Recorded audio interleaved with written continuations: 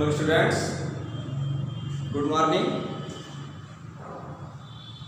You are welcome in the online class. Today we are learning about heat. Some topic of heats.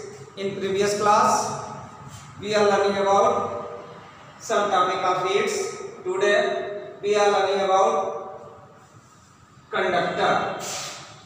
Students, first topic, conductor. A material which can allow flow of heat. A material which can allow flow of heat. These are called good conductor of heat. These are called good conductor of heat. For example, iron, copper, aluminium, etc. Okay, students, conductor. Next heading,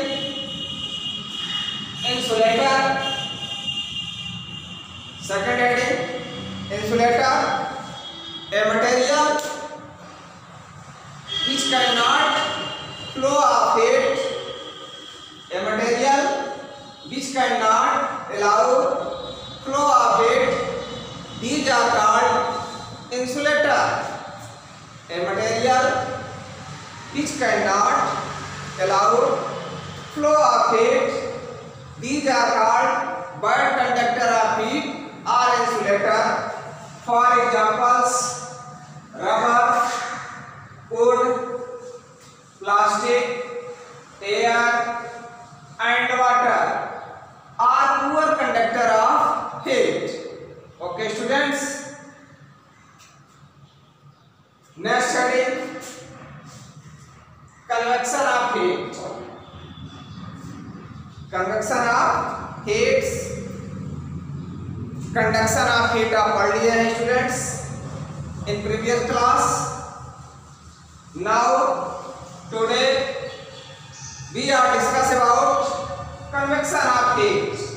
The process of transfer of heat in a liquid or gas by the actual movement of particles. By the actual movement of the particle of a liquid or gas is called convection.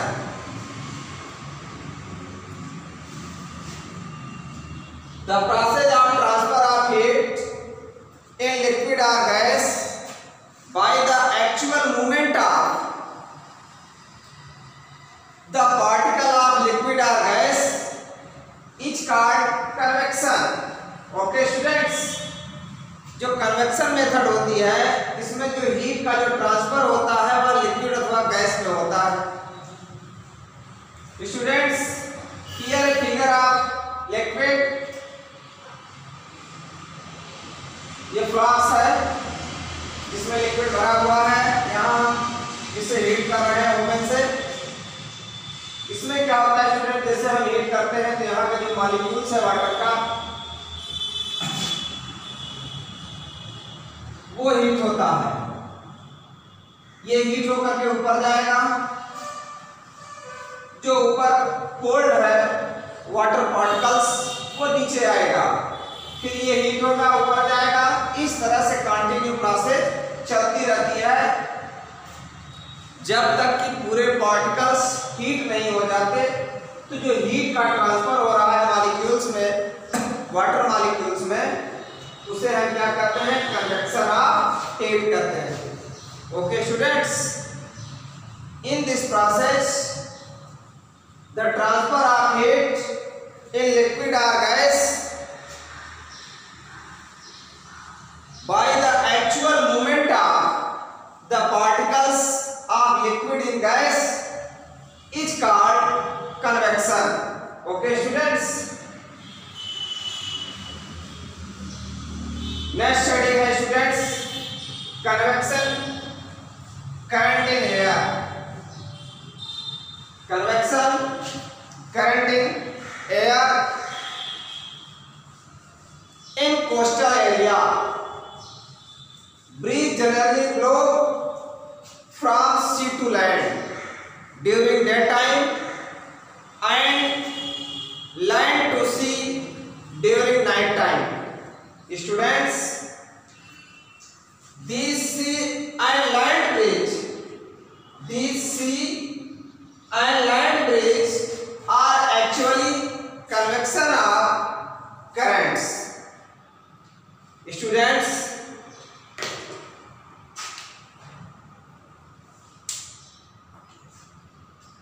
Current जो coastal area है वहां पर जो सी bridge दिन में, land bridge रात में चलती है, यह एक्चुअल जो है जो मूवमेंट है लैंड ब्रिज सी ब्रिज का, वह कन्वेक्शन करंट के माध्यम से है। ओके स्टूडेंट्स, जैसा कि आप देख रहे थे इसमें जो नीचे के मॉलिक्यूल्स हैं वो हीट होकर के ऊपर जाते थे, तो ऊपर के जो मॉलिक्यूल्स हैं देखिए एरो के माध्यम से इंडिकेट किया गया है, ये हीट होकर के ऊपर जा रहे हैं, तो जो ऊपर के मॉलिक्यूल्स हैं वो नीचे आ रहे हैं। ठीक उसी तरह से सी ब्रिज और जो लैंड ब्रिज कोस्टल एरिया में चलती है वह भी कन्वेक्शन करंट के माध्यम से ही चलती है। तो आगे नेक्स्ट हेडिंग है सी ब्रिज। नेक्स्ट हेडिंग क्या है स्टूडेंट्स? सी ब्रिज।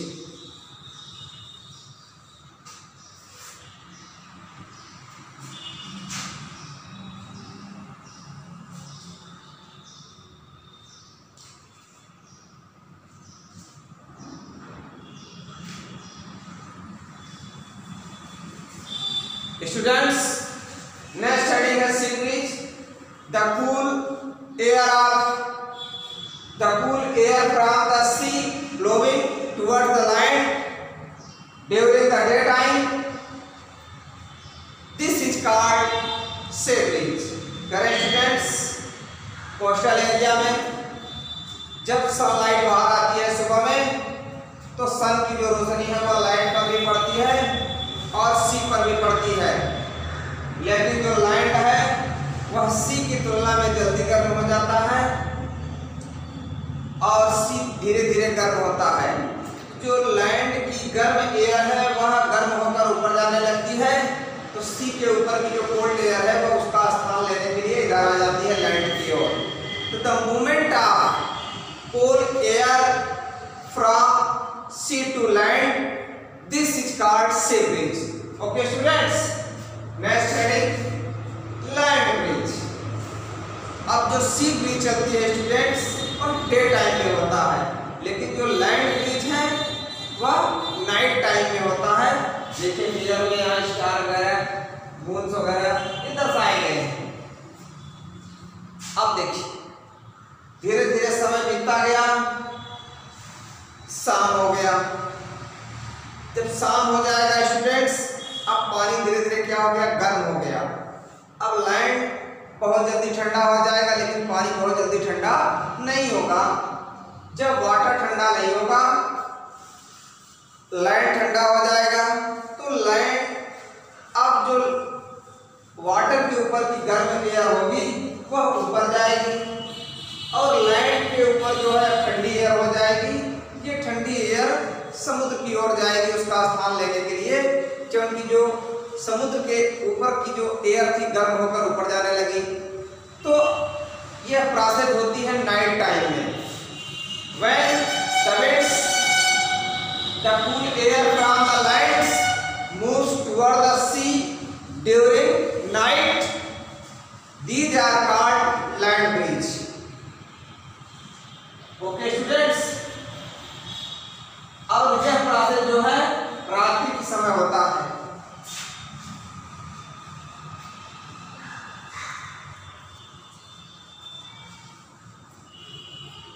नेक्स्ट हेडिंग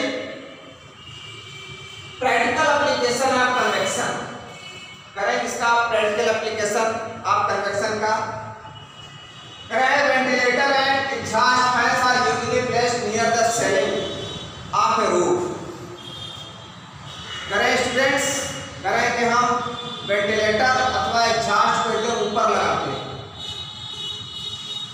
क्यों लगाते हैं ऊपर? क्योंकि जब हम कमरे में आते हैं तो हम सांस छोड़ते हैं। जो सांस हम छोड़ते हैं वो गर्म एयर होती है, वो गर्म एयर ऊपर जाती है।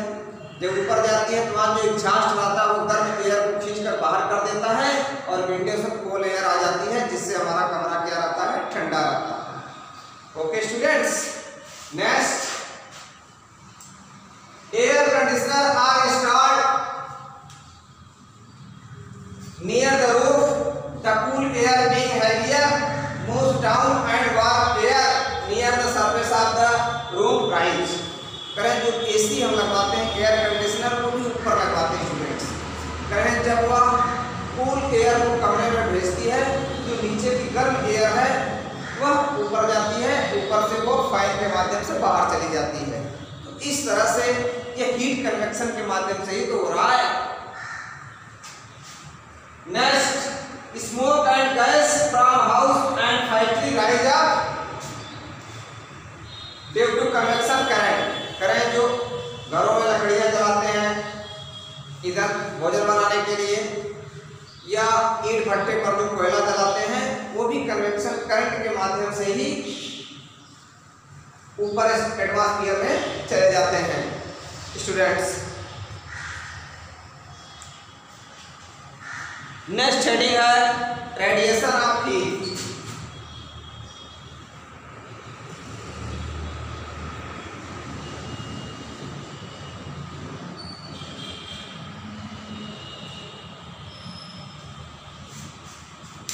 Students, we get heat from the sun. On the earth, all living things obtain heat or light from the sun. We cannot live without heat and light from the sun. All the plants make their own food with the help of light they obtain from the sun, with the heat and light obtained from the sun. Students, heat,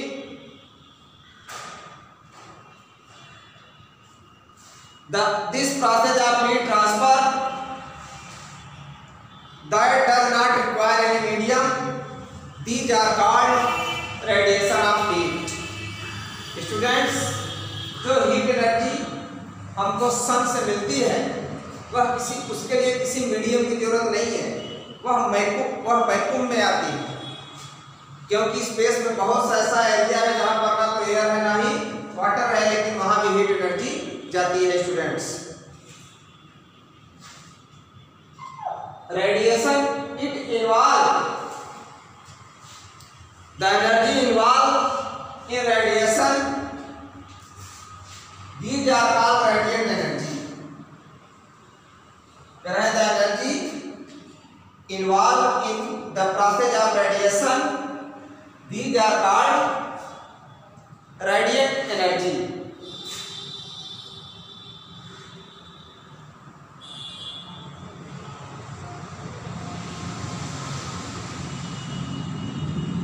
radiation में जो energy involve होती है students, उसे हम क्या कहते हैं, radiant energy. अब practical application of radiation.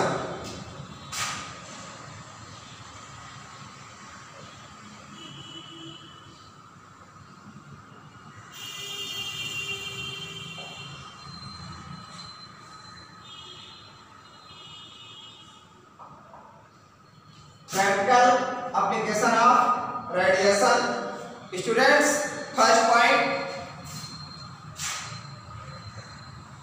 we wear white and light clothes in summer because they reflect their heat and light from the sun. These escapes from the heat and light of the sun our body. Students, हम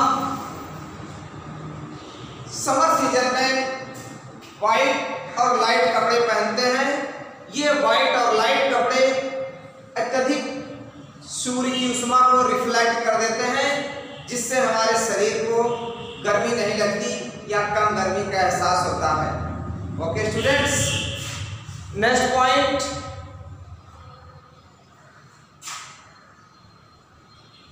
इन electric room heater we polished a reflector color of backside that provide heat to in front of the room। करें students, हम जो room heater होता है उसके back side को एक reflector polish colour कर देते हैं, जिससे जब वो हीट होता है तो हीट एनर्जी को बाहर ही सामने की तरफ क्या करता है, वो प्रोवाइड करता है या फेंकता है, जिससे उसका पीछे वाला हिस्सा गर्म नहीं होता। नेक्स्ट, इन कोल्ड और हिली एरिया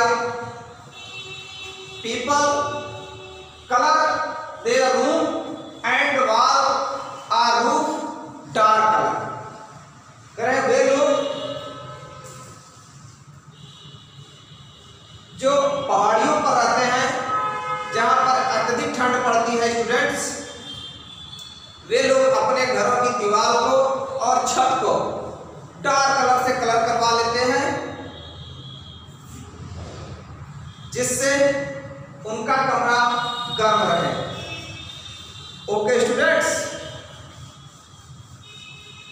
नेक्स्ट,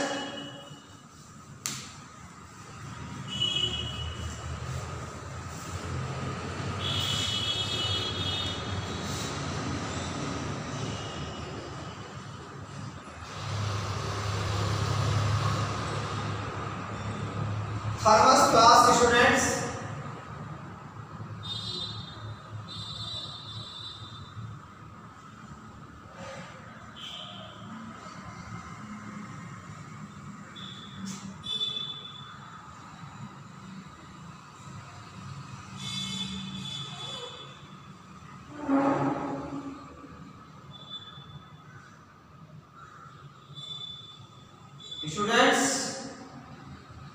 जो थर्मस फ्लास्क होता है इसकी जो वॉल होती है वो डबल लेयर होती है।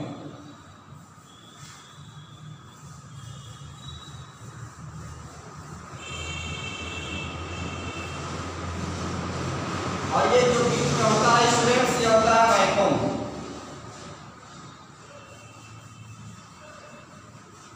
और ये जो बाहर की होती है वो होती है स्टूडेंट्स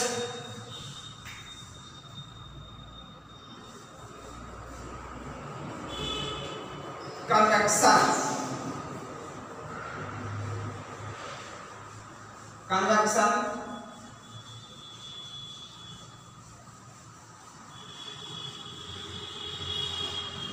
कंडक्शन,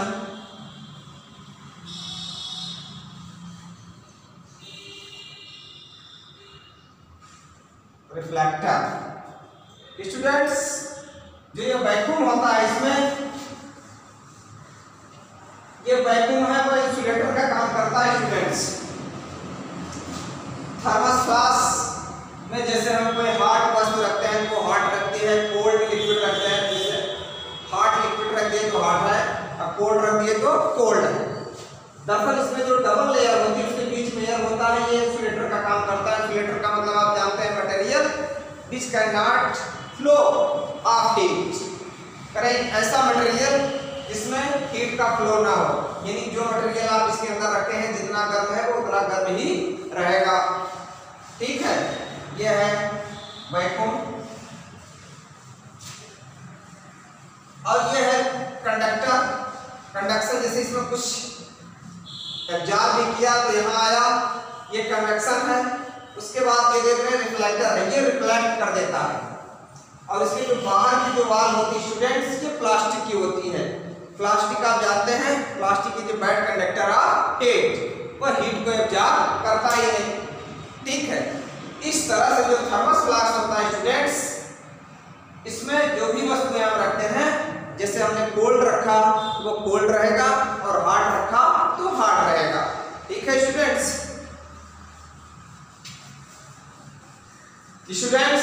इस तरह से